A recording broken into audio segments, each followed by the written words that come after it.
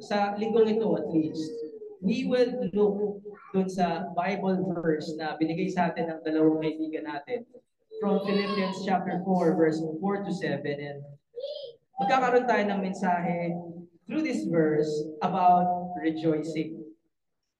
Kanina, kinantahan natin at pinagdasal natin, and we are celebrating yung birthdays ng ating mga kaibigan for the month of August. And of course, pag sinabi nating birthday, dapat happy birthday siya, di ba? But sometimes, or most of the time, the world is unable or mistakenly defines what the word happy or happiness really means. And so, lalo na sa mga nag-birthday today, I want to give you kung ano yung essence na pinag-uunan ng message ni Kuya Darren for us, lalo na sa mga birthday celebrants, from the biblical definition o yung pagkaka-define nung salitang joy or rejoicing or the command to rejoice as a Christian. And from the title, we can see na hindi natin pwedeng ipaghiwalay ito from God, namely the peace that comes from Him. So, bago tayo magsimula to wake our senses up, basahin natin yung title for today's Sunday message. Ready? Rejoicing that comes from the peace of God. And to help us understand, of course, basahin muna natin yung Bible verse coming from Philippians chapter 4, verse 4 to 7, mula sa King James Bible. Ready? Rejoice in the Lord always, and again I say rejoice. Let your moderation be known unto all men. The Lord is at hand. Be careful for nothing, but in everything, by prayer and supplication with thanksgiving, let your requests be made known unto God. And the peace of God, which passeth all understanding, shall keep your hearts and minds through Christ Jesus. And ang ating big idea sa linggong ito ay, basahin ng lahat, ang mga kasiguraduhan ng Kristyanismo at pamumuhay ng ayon sa Ebanghelyo ay nagbibigay ng tuloy-tuloy na kapayapaan mula sa Diyos na nakapagdudulot ng tiyak na kasiyahan. Ulitin natin para kung sakali na hindi natin masyadong masundan yung malalim na pag-aaral, we have this big idea to hold on to at meron tayong maibabaon sa pag-uwi natin. Ulitin natin, ang mga kasiguraduhan ng Kristyanismo at pamumuhay ng ayon sa Ebanghelyo ay nagbibigay ng tuloy-tuloy na kapayapaan mula sa Diyos at nakapagdudulot ng tiyak na kasiyahan. And for our outline, to break down yung verse 4 to 7, we have 3 points. The first is tatalakayin natin what it means when we say rejoice. Or pag sinabi ni Apostol Pablo o inuutusan niya tayo na magdiwang o magsaya daw tayo sa Panginoon, ito yung kailangan nating mapanghawakan first and foremost.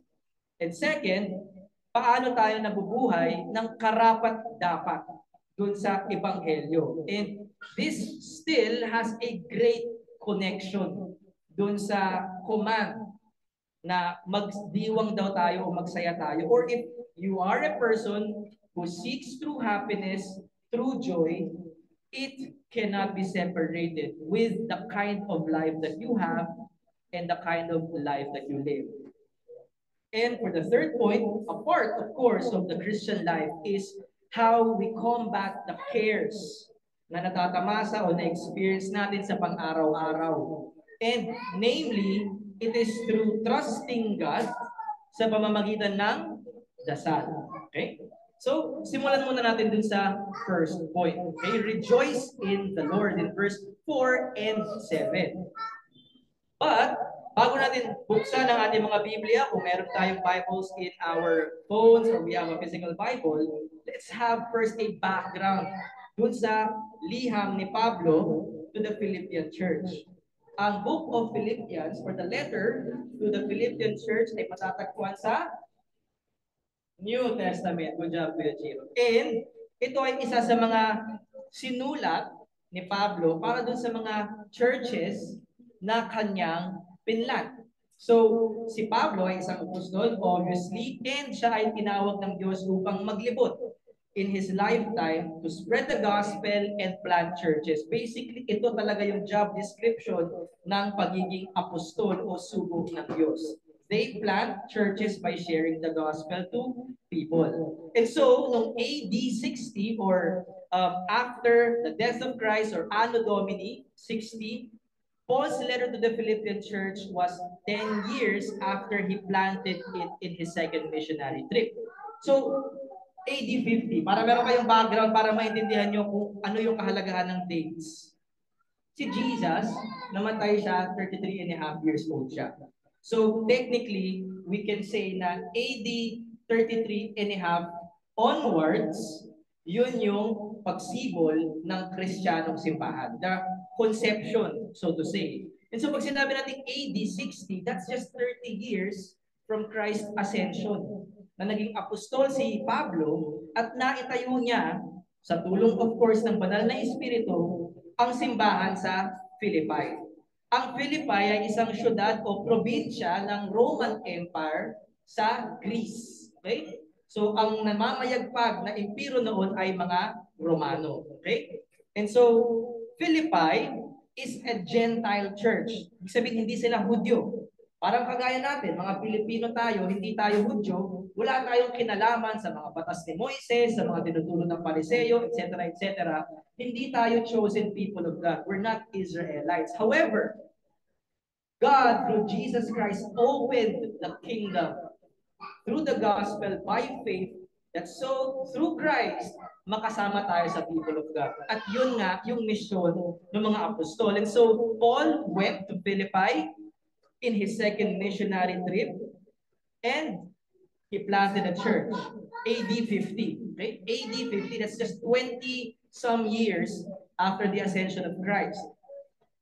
After 10 years lamang, nagsulat si Pablo ulit ng liham para sa simbahan ito. The first time that he went there, nagtagal muna siya ng 5 years na lumibot sa ibang mga lugar, nag-share ng gospel, bago niya balikan ulit yung Philippian church. And although this may be off topic, no, as I was studying this, iniisip ko, pag nawala kaya ako sa Missions Bible Church, mananatili kaya sila ng 5 years nang wala ako? Or nakadepende ba yung faith nila kay God sa akin? Do they have a personal faith enough to stand for God and continue worshiping as a church? Na kahit 5 years, 10 years, strong pa rin sila kay Lord kahit wala na ako doon.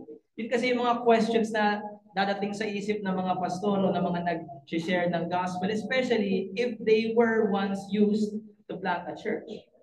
And so, again, Paul wrote this letter 10 years after. And yung sitwasyon ngayon is Paul was in Rome, the city of Rome, the capital of the Roman Empire. Pero hindi siya nandun para magbakasyon. Hindi siya VIP doon. Siya ay naka-house arrest. He was in custody, awaiting trial.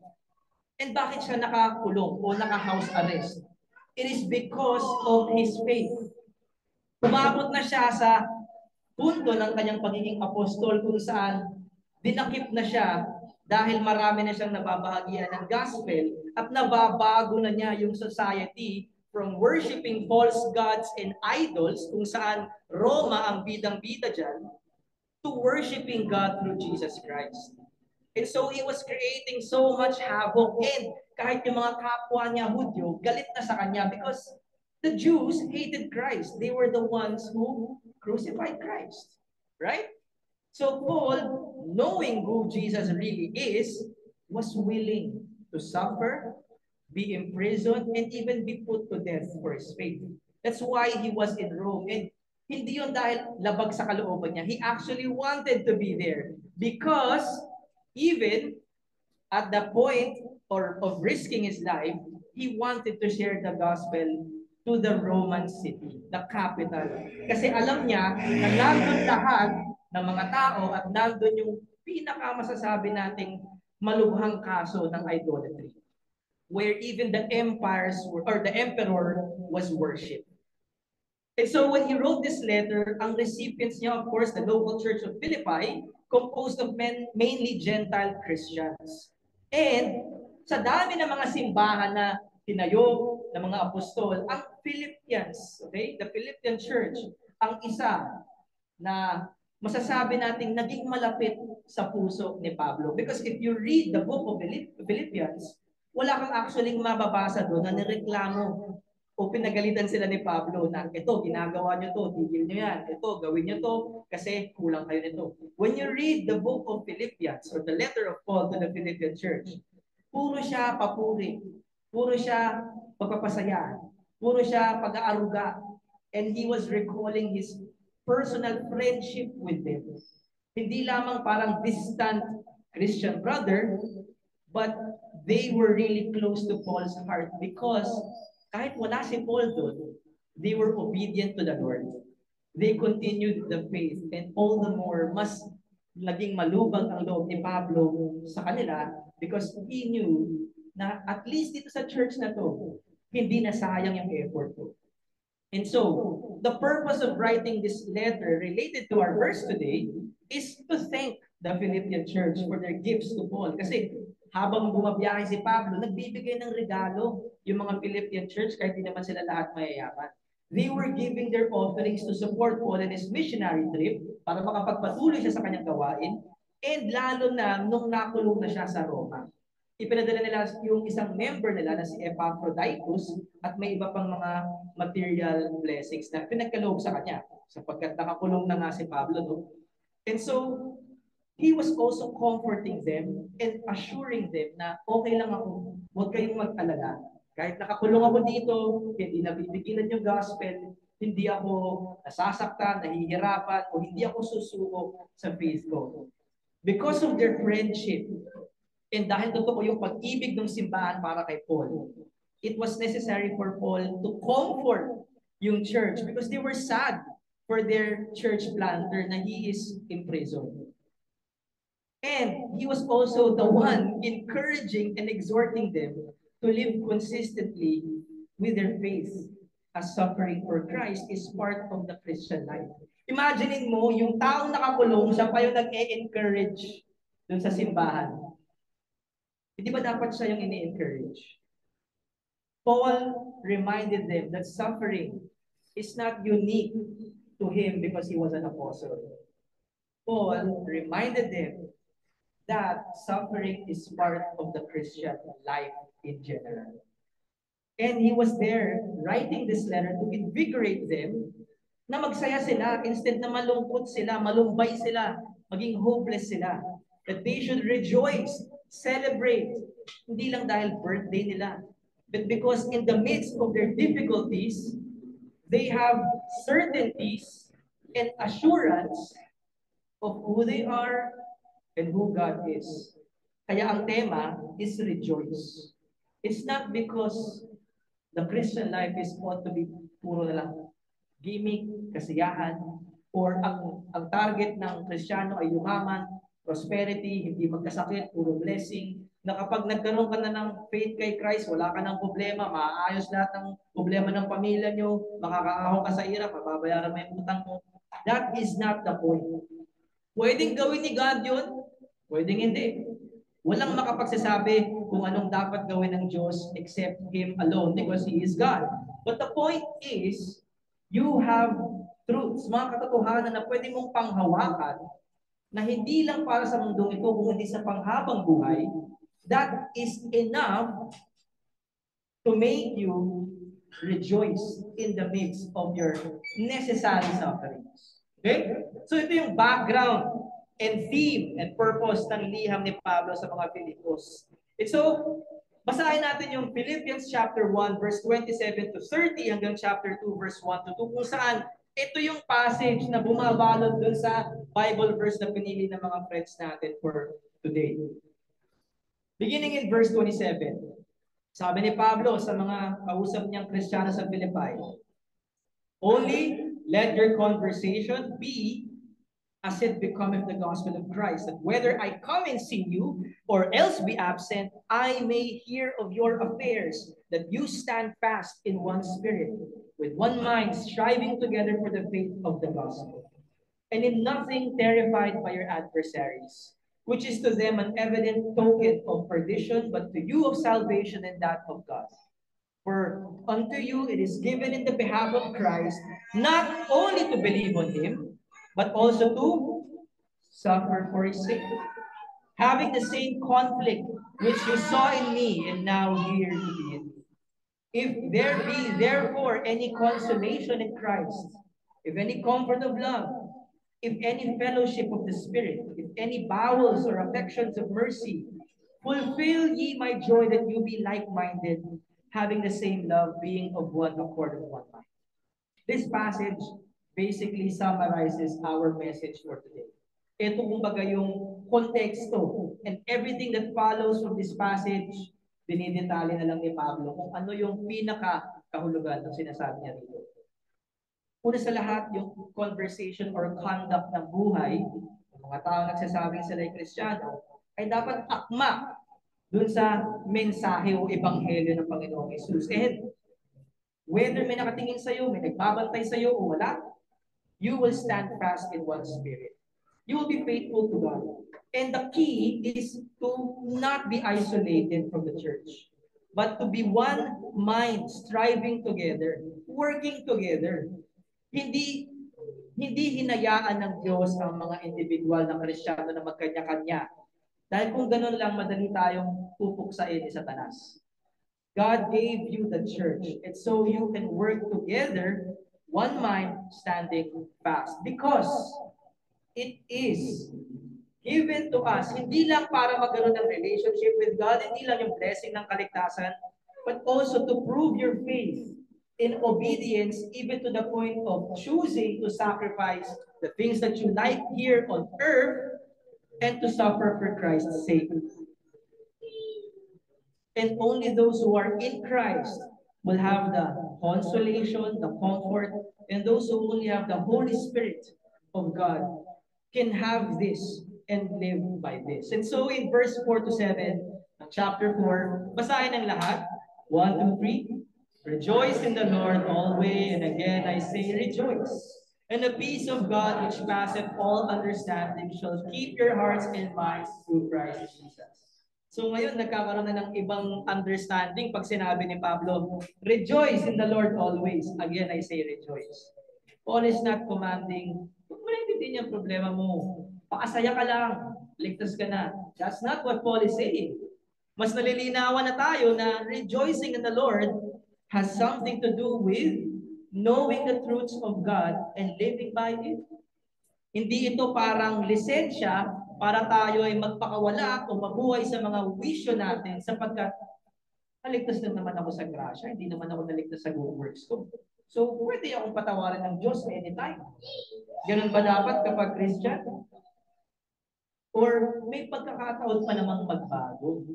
Sa ngayon, malakas pa ako, may buhay pa ako, may pera pa kami, nakapagtatrabaho pa ako, pwede ko munang enjoyin yung buhay ko. Kaka-birthday ko nga lang eh. Ibig sabihin, going strong pa ako. Ganun ba dapat pag sinabing rejoice in the Lord always? Well, tingnan natin mas mabuti. Let's focus on the word rejoice. Sabihin nga ng lahat, rejoice. Rejoice. The theme of the letter of Paul is to rejoice. And dito sa verse na to, 2 beses binanggit. Bakit? To emphasize its importance. Rejoice. Again, rejoice. Kung ayaw mong maintindihan, ayaw mong tanggapin, rejoice pa din. Kung hindi mo mag-gets, rejoice pa din. Eh Paul, ang hirap ng buhay ko, hindi rejoice pa din. Rejoice. Hindi siya negotiable. Bakit? Because it implies that rejoicing, number one, is the unnatural result of the current situation. Hindi normal na mag-rejoice kapag ikaw ay naghihirap. Bigyan ka ng example. Wala lang, napagtripan ka lang, may sumupak sa'yo, naglalakad ka. Sabi mo ba sa sarili mo, rejoice?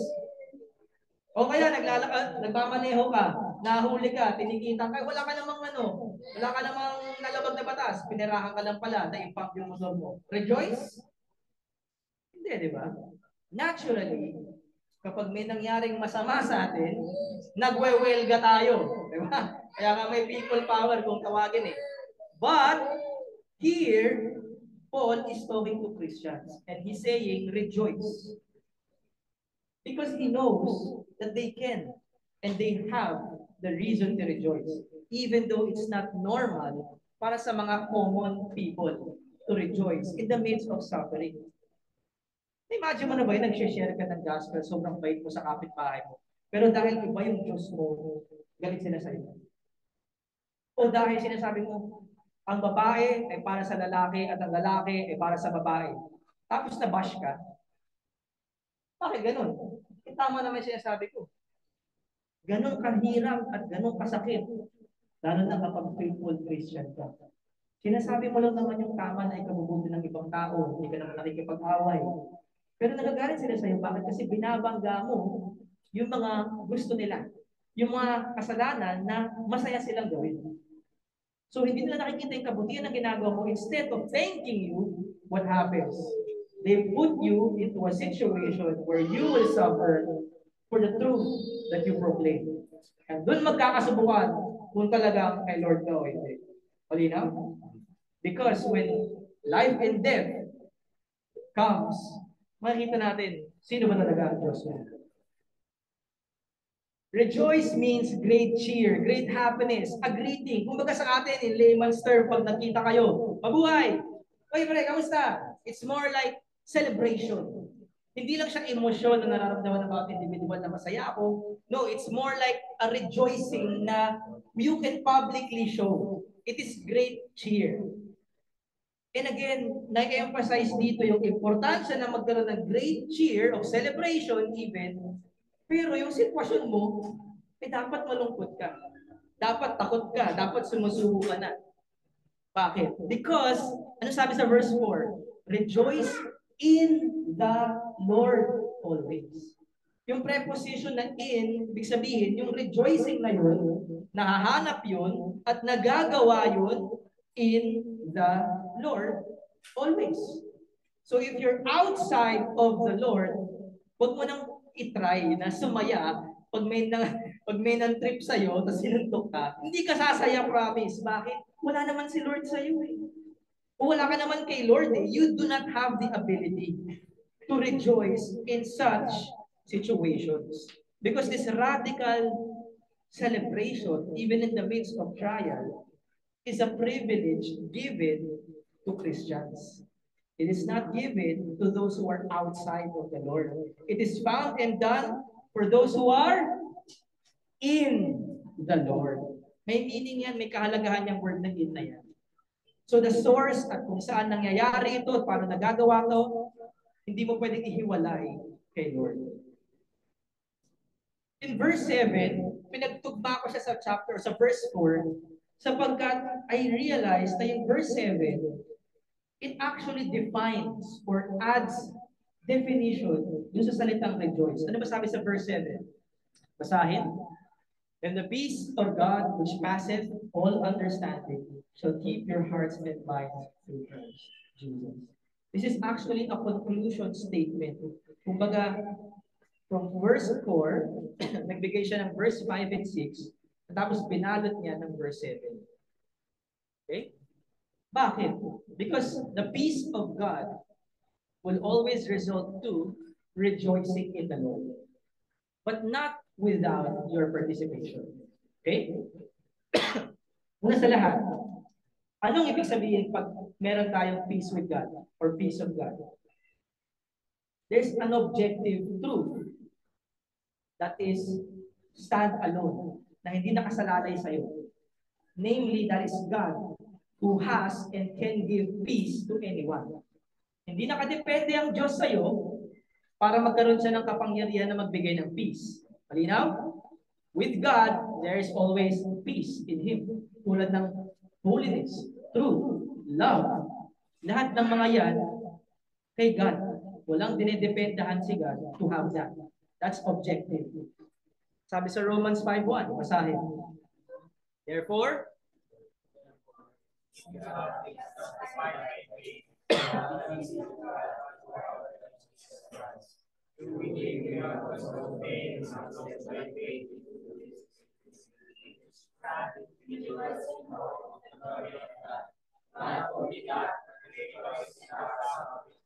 by the way, si Pablo rin nagsulat ng libro nito, Romans. And makikita mo, same concept. But we rejoice in our sufferings in verse 3. Pero saan daw galing yung peace? Peace with God through our Lord Jesus Christ. Paano daw nakakamit yun? Through Him, we have also obtained access by what? Good works? By attending church membership? By faith. Faith. It's not because you are better than your neighbor, but it's because of the faith that you have in the grace. Give it to us through Christ. Ito yung objective. Na kapag nakipag-isa ka kay Jesus, you have peace with God. Pero ang ibig sabihin nito ay hindi lamang peace na meron akong security sa buhay ko. Pag sinabi natin peace with God, ano ibig sabihin? Ang unang mong kalaban si God.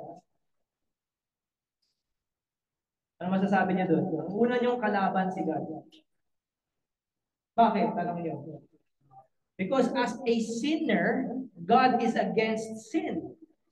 And all have sinned and fallen short of the glory of God.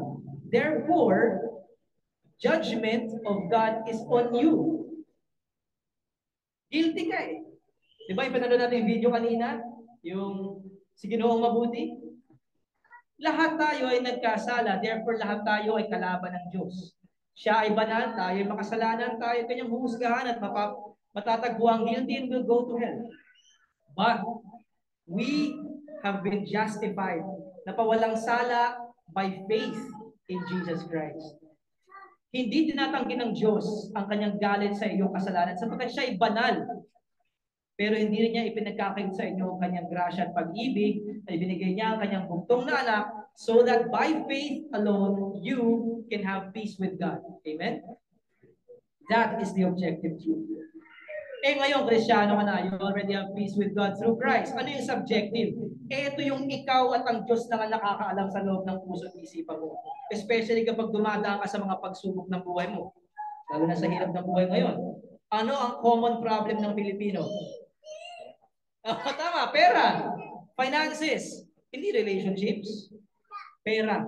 Okay? At napaka-common yan, especially in a third world country.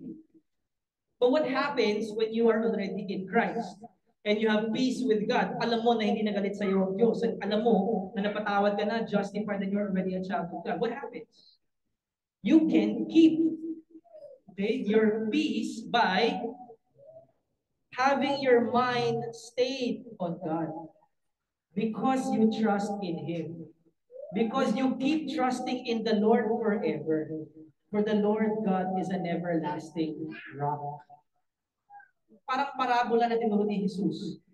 May dalawang lalaki. Yung isa, matalino, yung isa, foolish. Yung foolish, nung nagtayo siya ng bahay sa buhangin. Dumaan ang bagyo, nag-iba. Yung matalinong lalaki, gumawa ng bahay sa isang malaking bato. Dumaan ang bagyo, pero natili siya. This is what it means when you trust in the Lord and your mind is always in Christ. When you are already a Christian, you are not exempted from trusting in God. Actually, beginning pa lang yun ng buhay mo na ipinagkatiwala mo sa Kanya until you die for your faith. And this kind of peace, itong subjective peace na ikaw lang ang nakakaintindi at nakakaalam lang nito ay Diyos, surpasses all understanding. Yung hindi ma-explain ng mga kaibigan mo, ba't ka ba attend dyan sa simbahan na yan? Eh di ba ang dami mong gagawin today? Ang dami mong schoolwork? Eh di ba may trabaho ka bukas? Eh di ba kailangan mong kumayod ng pera kasi wala kang pera? Ba't ka ba punta sa simbahan na yan? Why are you spending time with the Lord in devotion? Why? Because I find peace in God. And I love Him. That is something na hindi naiintindihan ng mundo. The only people that can understand that are the ones who are also experiencing that personally. Amen? Those are the only ones that you can say, nagkakaintindihan kami, ba't kami narito? At kaya may simbahan. Yung simbahan ay pagpupulong ng mga taong nagkakaintindihan because they have a personal relationship with God. Okay? So, this peace that comes from God by faith in Christ becomes your everyday weapon and instrument sa pag-go on mo sa buhay mo. And it surpasses all understanding. Ibig sabihin na Dapat galit ka na sa kanya. Dapat di mo na siya mapatawad. Umutang sa'yo, di ka binayaran. O dapat isumpa mo na ito. O dapat idemanda mo na yan. Istapa. Bakit hindi mo ginawa yun? Because I have peace with God that surpasses all understanding. Hindi ko na kailangan bumawi. Hindi ko na kailangan maghiganti. Kasi alam ko, I am secure and God will one day judge everyone. And this kind of peace that surpasses the wisdom of the world guards your heart and your mind through Christ.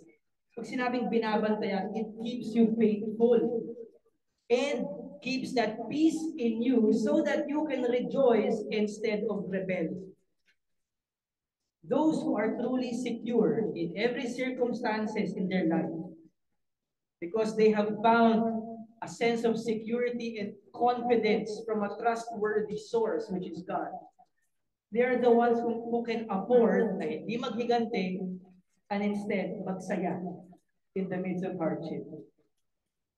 Nalala ko ng mga bago pa akong Christian, kapag bumabiyahe ako mula Kainta hanggang dito sa Pitobo kasi nagtatrabaho ako sa BGC. Nagbabayad ako ng FX. Dati ang pamasahe ng 45. Okay? Pag nagbayad ka ng 50, hindi na babalik sa iyo yung 5 piso. Okay, hindi na babalik yun. So, I make it a point na nagbabayad ako ng eksakto. 2.20, isang 5 piso. Kasi pag 50 binigay mo, hindi na babalik yun, lalo na kung nasa likod ka. Thank you na lang yun. Pero dun sa mga unang times na nangyayari sa akin yun, bago pa akong Christian ang bilis ko magalit. Willing ako makipag-away para sa 5 piso. Ganun ako kababaw. Kasi pera yun pinaghirapan ko yun Pero I realize, sa kabilang banda, sobrang yaman ng Diyos Ama ko. Yung 5 piso na yan, pwede ko lang ibigay sa Kanya. Baka makatulong pa sa Kanya. Hindi yan kawalan sa akin. And I can rejoice because God gives me all that I need. And looking back, now from where I stand, meron na akong asawa, meron na akong 2 anak, and nag-full time ako dito sa pagpapastor. At wala naman akong sweldo rito, but God continues to bless us. And now, we're hosting this church for everyone to be blessed. Sipin mo na lang kung pinagpalit ko yung Christian life ko para sa 5 piso. Baka bumalik ako sa kulungan para doon. Napakababaw ng buhay na yun, di ba? But with God, because you have security and confidence from a trustworthy source, you can rejoice. Pwede mo nang palampasin yun. Arbor na ni God yung mga tumalo sa'yo. Malinaw? Let's move on. Big idea? Ano nga ulit? Ang mga kasiguraduhan ng Kristyanismo at pamumuhay ng ayon sa Ebanghelyo ay nagbibigay ng tuloy-tuloy na kapayapaan mula sa Diyos na nakapagdudulot ng tiyak na kasiyahan. Second point, verse 5, basahin ng lahat. Let your moderation be known unto all men. The Lord is at hand.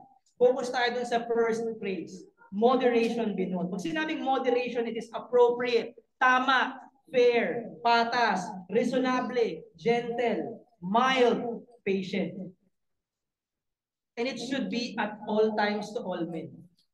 Something na talagang challenge ako sa pang-araw-araw. Because that is not my natural trait.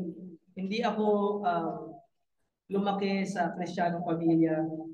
Hindi rin ako lumaki sa simbahan. Hindi natural sa akin na maging gentle, lalo na sa pagsasalita ko or kapag may mga nangyayari sa akin na nadala ka ng buhos ng damdamin, mabilis kang pumalag o magsalita ng masama. And then God convicts me. At doon ako nadudurog yung puso ko. Nahihiya ako kasi ba't ko ginawa yun? Lalo na nung nagsisimula na ako magmotor. Dito sa barangay natin, maraming tricycle driver dito na hindi sumusunod sa batas. Rail talk yan. And laging yung risk na mabangga ka, mapahamak ka o mapagastos ka, totoo yun. Lalo na kung araw-araw kang bumabiyahe. So nakakainis kasi you're trying to follow the rules, pero people are not following the rules.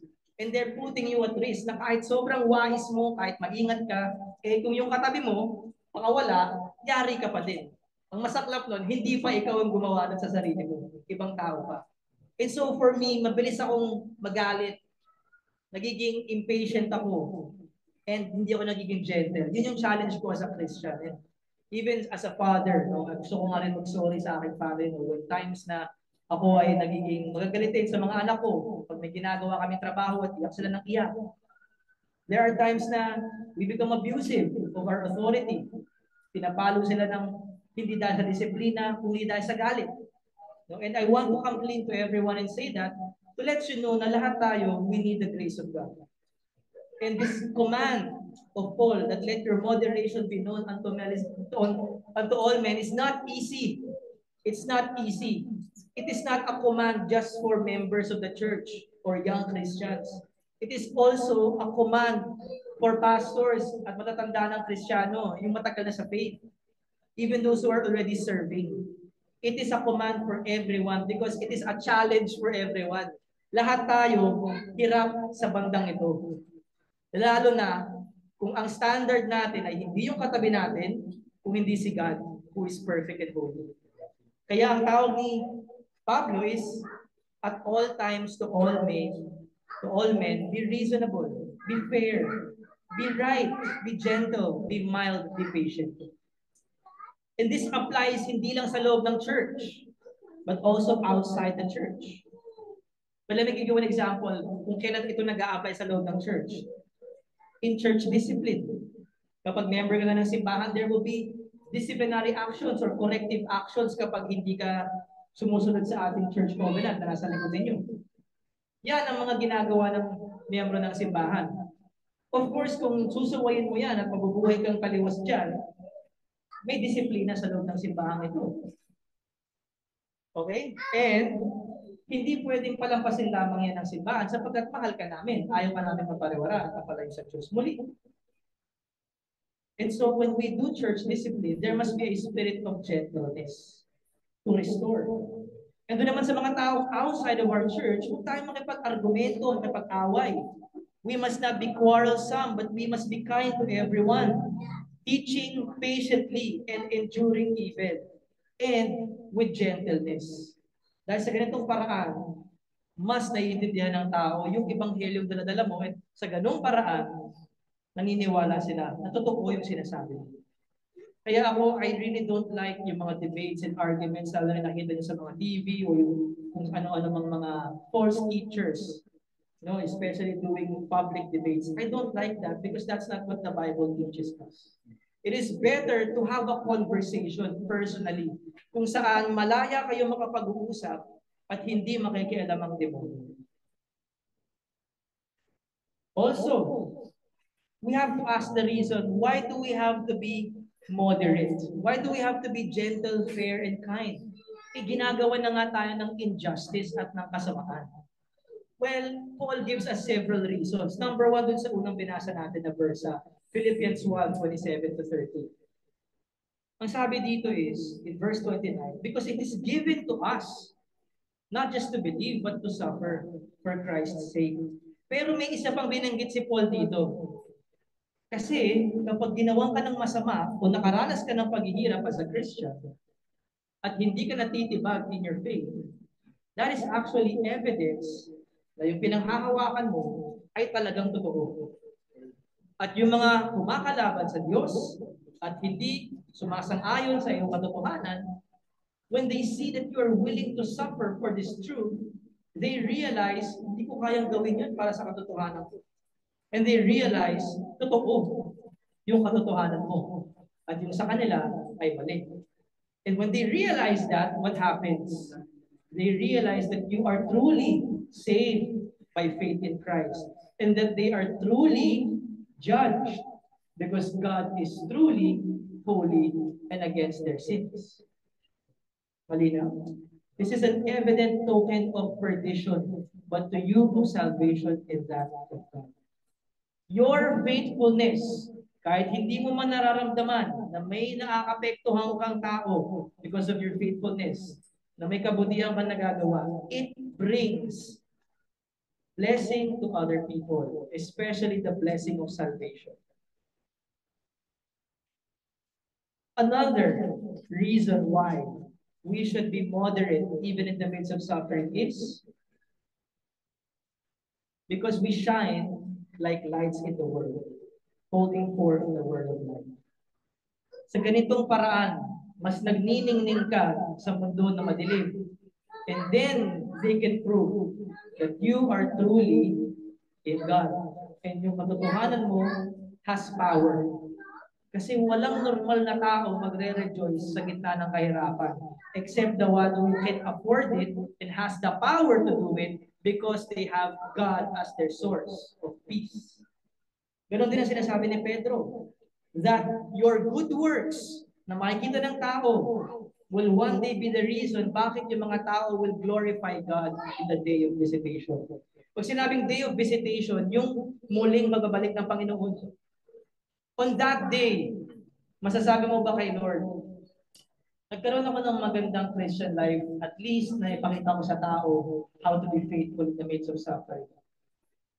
And walang masasabi yung mga tao na ako yung naging dahilan bakit sila tumalikod kay God. Pero kung hindi mo yung masasabi, when Christ comes, mahihiya ka. Mahihiya ka ng lubusan. You may be saved, but mahihiya ka.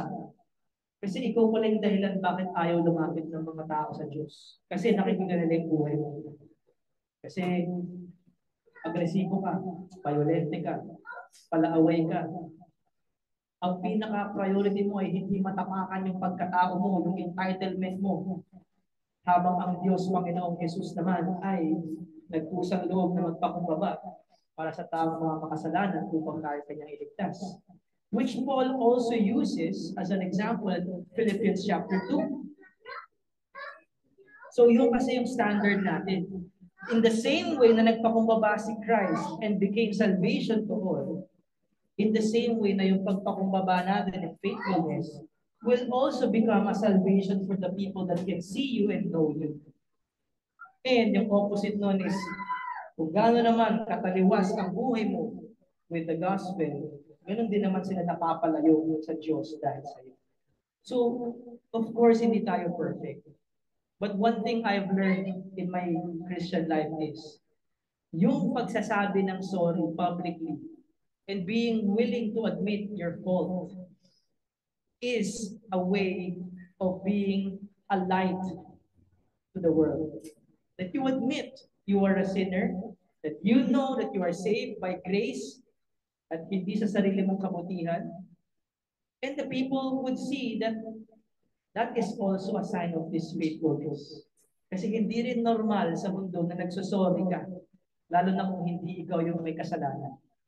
But for Christians, we have and we can afford that. Kasi it is actually our glory na tayo ay nagpapakumbaba. Another thing is yung sinabi ni Pablo na the Lord is at hand. What comes to your mind kapag sinabing the Lord is at hand? O malapit na ang Diyos? What comes to your mind? Anyone? What comes to your mind pag sinabing malapit na dumating ang Diyos?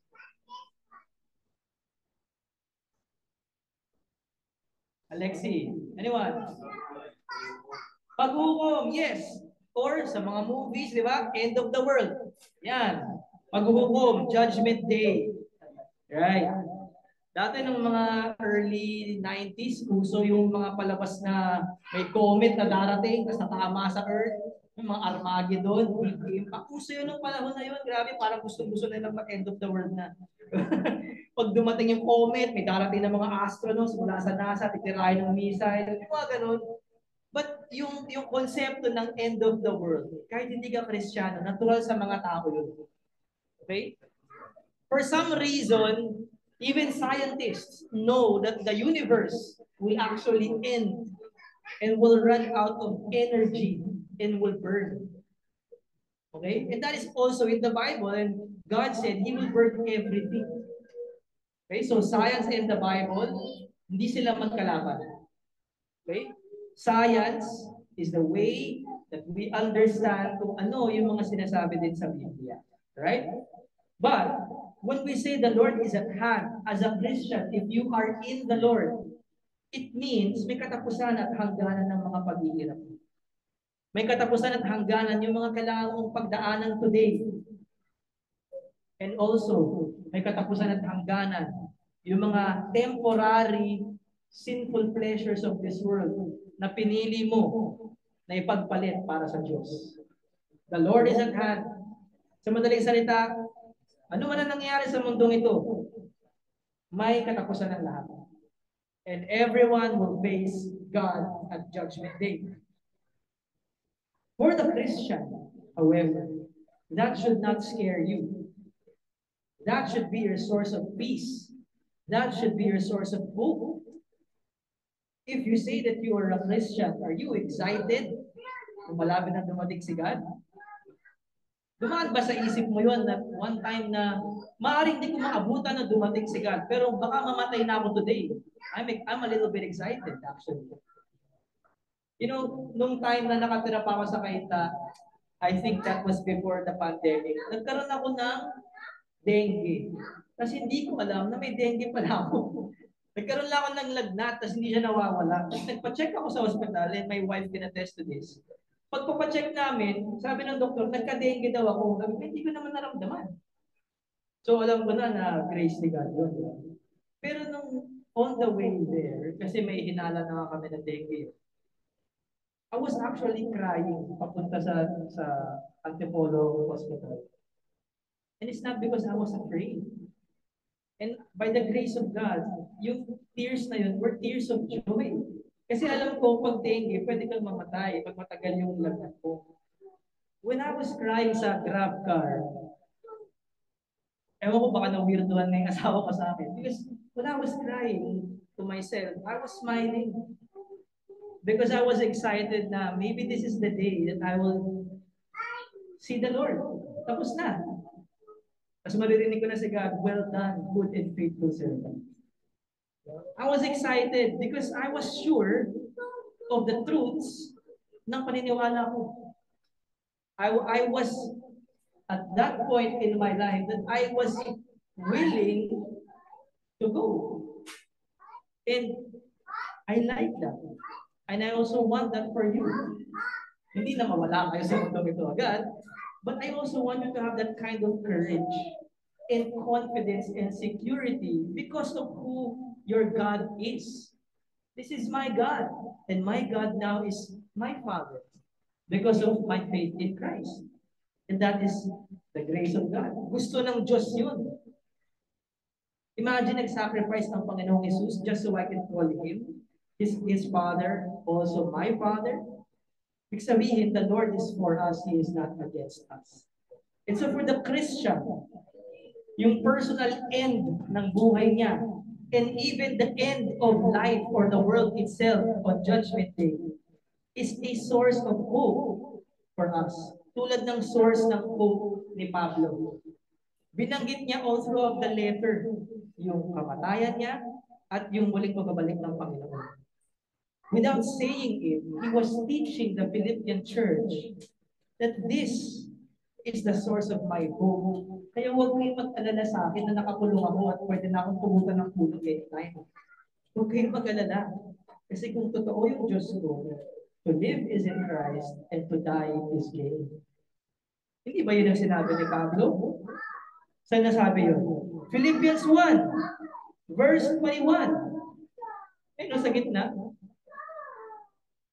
According to my earnest expectation and my hope that in nothing I shall be ashamed. In nothing I shall be ashamed. But that with all boldness as always, so now also Christ shall be magnified in my body, whether by life or by death. For to me, to live is Christ and to die is gain. If this is not the kind of faith that you have, your faith is dead. It cannot save you. You have to grow.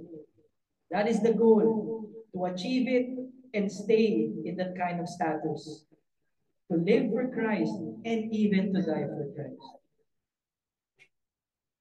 That is what we like.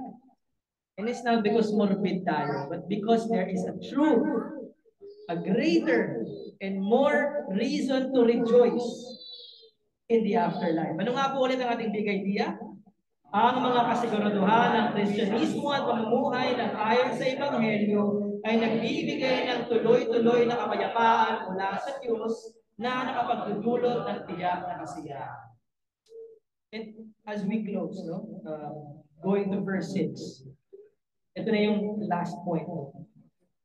I'm not saying this because I have already achieved it or hindi ako nagkukulang. But I'm saying this because naatasan ako na magpaalala sa atin. And one of the reasons din, or one of the things that I should remind you is verse 6. Basahin nga na lahat. Be careful for nothing, but in everything, by prayer and supplication with thanksgiving, let your requests be made known unto God. Sino ba ang may mga pangangailangan dito? Taas ang kamay. Baka meron kayong iniindang sakit, kung kilala kayong may malabuhang sakit, sige, hands down. O baka may financial crisis kayo, o ine-expect na mga pagkakagastusan, especially this time of school year, or ano man. What do you do kapag meron kayong mga ganitong klase ng sitwasyon in life? Do you become fearful? Sino magbabayad ng kuryente? Sino magbabayad ng tubig? Saan namin kukunin yung pangkain namin bukas? Hindi pa sumisweldo. Eh pagka di ng sweldo, magbabayad pa ako ng utang, wala na natira, utang na naman ulit. Paano tayo mabubuhay? Paano natin mapag-aaral yung mga anak natin? O lalo na sa ating kay kapatid na si Ate Bobby, bago siyang panganak. Merong mga realidad ng buhay na kahit Kristiyano ka, baka nga mas higit pa, pagdadaanan mo. Nasabi ko na mas higit pa kasi ang Kristiyano hindi pwede magnakaw eh. O, yung iba, gutom na. Magnakaw ka na dyan. Eh, Kristiyano ka. Titiisin mo yung gutom na yun. Magtatrabaho ka, uwingi ka sa Panginoon. Hindi ka magnanakaw. So, there is a sense of reality na meron kang dinadanas na paghihirap, hindi lang yung mga persecution for your faith, but yung common na pangangailangan ng tao. And Paul is saying, be careful for nothing. O, pag sinabing careful, huwag kang mag-alala para sa kahit anong bagay. And hindi ibig sabihin, dinideny ni Pablo yung realidad ng paghihirap sa ating buhay. What he's saying is, acknowledge it, do what you can, according to what God has given you. Mag-aral ka ng mabuti, magtrabaho ka, huwag ka magnakaw, gawin mo yung obligasyon mo, etc. And when that is done, pagkatiwala mo kay God yung hindi mo kontrolado. And how do you trust the Lord? How do you give that control to the Lord? First, yun na nga, huwag mong hayaang umapaw ang pag-aalala, ang takot, ang anxiety sa puso't isipan mo na nagkakandara pa ka na, namumuti na yung buhok mo, hindi ka na makausap ng tama at ang iba pa nga, sa kasamaang palad ay nagpapatiwakal sa tindi ng mga paghihirap. Pansinin nyo, yung mga milyonaryo, kapag na-bankrupt sila, anong ginagawa nila? It's either nababaliw sila or what? Kapakamatay sila. Because for some reason, they have found their security in their money. They have placed their trust in money. Pag nawala yon, wala na silang identity. Wala na silang confidence. At kahit hindi ka mayaman, kahit mahirap ka, for the people na hindi masyadong pinagpala sa pera, what do they do? Paglinggo. Ako pupunta ng church, pwede naman ako mag-sideline. Pwede ako magtrabaho. Pwede naman ako mag-overtime. Mas kailangan ng pamilya ko to kaysa yung mga pangako ng Diyos. Totoo yan. Real talk yan. Kahit matanda ka, bata ka, we have all our compromises. But Paul is saying, be careful for nothing. But in everything, sa lahat ng bagay, mapa-ulang mo mamaya, o yung pangbayad ng kuryente, maliit man o malaki, by prayer and supplication or requesting ng may pagpapasalamat, let your requests be made known unto God. I think this is self-explanatory. Pero another example is from Jesus. Nung sinabi niya, therefore I tell you, do not be anxious about your life, what you will eat or what you will drink, or about your body, what you will put on. Is not life more than food, and the body more than clothing? Tingnan niyo daw yung mga ibon. Hindi nga sila nagtatanim o nagtatrabaho, pinapakain sila ng Panginoon Diyos. Paano pa daw tayo na mas mahalaga pa kaysa sa mga ibon? Tandaan nyo, you were created in the image of God. And God sent His Son to save you. Now, kung Kristiyano ka na, bakit Iisipin mo na iiwanan ka ng Diyos sa Eden. Nung hindi ka pa nga Kristiyano, iniligtas ka na niya. How much more that you are already part of God's family? So sabi niya, do not be anxious about a single hour in your life. Ito, hindi lang ito sa finances o material things. Let me put it this way. Alam niyo yung fear of missing out? Fear of missing out. Ayokong lumapit kay God kasi hindi ko may experience yung kasiyahan ng buhay ko, lalo na bata pa ako. Marami pa akong pwedeng gawin, marami pa akong pwedeng ma-experience. Pag lumapit ako kay God, boring na yung buhay ko. And I will miss out on a lot of things. Hindi ko ma-experience magkaroon ng shota, mag-date-date. Hindi ko ma-experience mag-gimmick kasama ng barkada, mag-inom, malasing. Hindi ko ma-experience yung mga nakikita ko sa mga video, sa mga YouTube, sa mga Facebook, ng mga idol ko. Diba? Gusto ko rin ma-experience yun somehow. O yung mga kuya ko sa community namin, sa compound namin, gusto kong magawa ko rin yun kasi astig siya, kasi cool siya. You have fear of missing out in the fullness of life when in reality, the fullness of life can only be found in the Lord. That's what's wrong. You are missing out on God. You're not missing out on life kapag pinili mo si God. You're actually having more of it. You're having more of life because God is the life giver. O kunyari, sa relationship, ito, nagbiroan tayo kanina. Dalit mo dito. Okay? Huwag mo itago. Because life is in God. And if both of you are in God, then sobrang saya nun. Sobrang sarap nun. Ano mas gusto mo? Isa sa inyo, tumatakbo kay God, o pareho kayo, tumatakbo kay God. O yung pareho kayo, with peace, with joy, security, and confidence, and hope in God. And hindi niya kayo hahayaang dumanas ng sobra-sobrang hirap na tatalikuran niyo siya. O hindi niya kayo pagyayamanin ng sobra na kakalimutan niyo rin siya. Yung may kasiguraduhan kayo about your future. Hindi lang future dito sa mundo, but even in heaven. Mas gusto mo ba yung panandaliang aling o yung pagmatagalan? Do not be anxious. What shall we eat? What shall we drink? What shall we wear? Ito, verse 33 to 34. Basahin ng lahat. Napakagandang verse nito na dapat panghawakan nino man. 1, 2, 3. But seek first the kingdom of God and his righteousness, and all these things will be added to you. Therefore, do not be anxious about tomorrow, for tomorrow will be anxious for itself. Sufficient for the day is its own trouble. Nasabi ni Paul, in everything by prayer and supplication, because you are sure of who God is and His past faithfulness, you can pray kahit di mo pa natatanggap yung sagot with an attitude of thanksgiving. Yung the fact na nakikinig ang Diyos sa'yo, thank you na ako dun eh.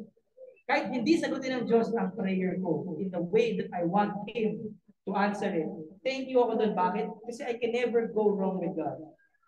With God, it's always a win-win situation. Lalo na sa siguristang kagaya ko. Ayoko nalalagay sa alanganin, ayoko natatalo. Gusto ko laging win-win ako. And with God, yun yung greatest security and promise. Na kahit yung katawan mo naghihirap, you're missing out on the events of this world. Win-win situation ako. Bakit? The Lord is at hand. Kita-kita na lang tayo sa finals, kumbaga. And when I see you there, at hindi tayo magkatabi, hindi tayo pareho ng team, guess what? Panalo ako, talo ka. Malinaw ba yun? With God, it's always a win-win situation. In everything. Now, let's skip this. Sinabi rin ni Apostol Pedro, humble yourselves therefore under the mighty hand of God, so that the proper time He may exalt you, casting all your anxieties on Him, because He cares for you. God personally cares for you. God knows your name. God created you sa sinapupunan ng iyong ina. God numbered the hairs on your head. Bilang ng Diyos, real time, yung number ng buhok mo sa ulo mo. Ganun ka-exacto si God na kilala ka niya. Therefore, cast all your worries to Him, all your fears to Him, because He will do something about it. He cares for you. Sa ating pagkatapos, mga kapatid, for our bottom line, marami tayong mga realizations. And I'm just gonna skip a few of these kasi nabanggit ko naman na siya kanina pa. But, ito mga panghuli, ito sana gusto ko sabihin sa atin. From having initially entrusted our lives to the truths of God, from what we have known in the gospel, in our first encounter of Him, in our conversion, when you were born again, in your regenerated experience, we then obey God in doing what is good, right, fair, and reasonable, and by being gentle and patient. Not quarrelsome, always complaining and violent. I'm talking to the Christians right now, especially the members of Missions Bible Church. We do this, brothers, also with certainty of our resurrection and second coming of Christ. Christians, ulit, aside from this, we cast all of our fears and worries to God by prayer and laying out our requests to Him, which is a sign of trust. I know God has given you talents, resources, and meron kang obligasyon and responsibility to work. But do not put your trust in your career, in your abilities, in your talents, or even in the blessings of God. Kanino dapat ilagay yung trust? Kanino dapat ibinibigay o inilalaan ang mga dasal? Kay God. Hindi sa mother niya, hindi sa earthly father niya, hindi sa mga apostol at mga santo. Kay nino? Kay God. Sabi ni Jesus, I am the way, the truth, and the life. No one comes to the Father except through me. John 14:6. So, we trust Him and Him alone. Having a thankful attitude from being secure of who God is, we are also confident of His ever-present goodness in whatever answer or circumstances that He has for us. Malinaw? And finally, sa pagtatapos, yung mga hindi pa naman baptized Christians sa nakausapin ko, what are you planning to do with your life? You are outside of God. You are outside of the Lord. You cannot afford to rejoice right now. You have no reason to rejoice. Masaya ka, birthday mo. E paano kung mamaya kunin ka na ni Lord? Saan ka kaya pupunta? You have no reason to rejoice if you are outside of the Lord. Everything that you do with joy and happiness is either temporary or pretentious. Because deep down inside you know I am not secure. And I do not hold my life in my hands. So what are you going to do right now? God is inviting you. God is welcoming you into Himself. To be a child of God. To be at peace with Him first and foremost. Because He is the first and foremost reason why you cannot rejoice outside of the Lord. Because His judgment is still on you. But God is inviting you. Put your faith in my Son, Jesus, so that you can be at peace with me. And so na kahit galit ang buong mundo sa iyo, kahit kalaban mo si Satan, malalakas at may impluwensya, makapangyarihang tao, win-win ka. Win-win situation. Bakit? Okay na kami ni God. And whether I become rich or poor or whatever circumstances, I know I can rejoice in the Lord. Dito po tayo tatapos sa ating Sunday message. Palakpakan natin muli ang Panginoon. I hope na hindi kayo nakatulog o inantok or hindi nyo binaliwala. This is a very easy to understand message. Hindi ito malalim. Napaka-basic lang nito. Ang punot dulo is, are you in the Lord? If you're not, be found in the Lord. If you are already in the Lord, rejoice. Because you can afford it. Kung meron po kayong mga katanungan, we are open for discussions today habang nag-fellowship tayo. But if you want to ask me privately, pwede naman po ninyo akong i-message or kausapin. And also, you can check our YouTube channel for our previous Sunday messages para mas maintindihan ninyo what the gospel really is. Sa ngayon po, tumayo tayong lahat as we prepare to close in prayer. If you have understood, mga kaibigan, what we have taught to you today, the message of the Lord for you today, siguro, personally, I just want you to know, again, ulit, I'm not saying this because I am holy. I am a sinner. I cannot forgive you. I cannot be a perfect example for you. But we can all be together looking at Jesus Christ. Amen? Amen. So I'm not here to tell you to be like me because I cannot be a perfect example for you. But what I can do is point you to Christ. And if you have seen Christ through this message, let us close our eyes and bow down our heads in prayer. And let us pray this way. Oh Lord God, somehow you have brought me here and this is not an accident. Dinala mo kami rito upang marinig ang iyong mensahe para sa amin. And although we may have different backgrounds at iba't ibang pinagdaraanan, this truth is applicable to all, especially those who are willing to humble and hear your word. And this word would bring us life if we are willing to obey it. If we are willing to repent, pagtalikod sa aming kasalanan at pagsuko ng aming buhay kay Kristo Jesus bilang aming Panginoon at Tagapagligtas. So I pray, Lord, those who are ready and willing to surrender their lives to you would do so in this way. Oh Lord, I thank you for coming and sending your Son, Jesus Christ, to pay for my sins. Oh Lord, I thank you also for giving me such grace that I cannot afford, and yet you have freely given to me. Today, O Lord, I surrender my life to you. I repent of my sins and confess that you alone are God, at ikaw lamang po ang makapagibigay sa akin ng buhay na walang hanggan at makapagbabago ng aking pagkatapos. Panginoon, tulungan niyo po ako sa pamamagitan ng Banal na Espiritu na magpatuloy sa pagkilala sa inyo at lubusang maging kabahagi ng inyong pamilya. And one day, you will lead us to be baptized in the name of Christ. And Lord, for those who pray this prayer, I pray also for them that it is true and genuine. At kung hindi pa naman sila handa, Lord, na isumo ka nilang buhay, I pray that they would continue to join and listen and fellowship with us until such time that the Holy Spirit will enable them and prepare them for the new life that you have reserved for them. Sa ngayon, O God, I bless these people with your graces found in Christ, first of the gospel, and then sa kanila mga pang-araw-araw na pangangailangan for their families. I pray for good health, long life, not just here on earth, but eternal life. And also for their children, may mga anak sila sa kanilang mga parents, at kanilang mga kamag-anak. But one day, sila ay gagamitin ng Panginoon bilang instrumento to bring your blessing of salvation. Iniangat ko din po ang simbahan na ito.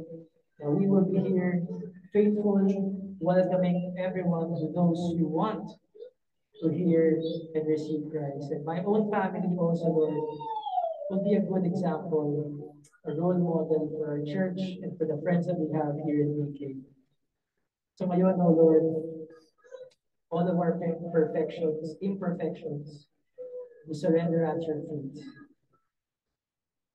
Bring us in the Lord so we can truly have rejoicing and lasting happiness. All of this we ask in the most precious name of your Son, Jesus Christ. Amen. Amen.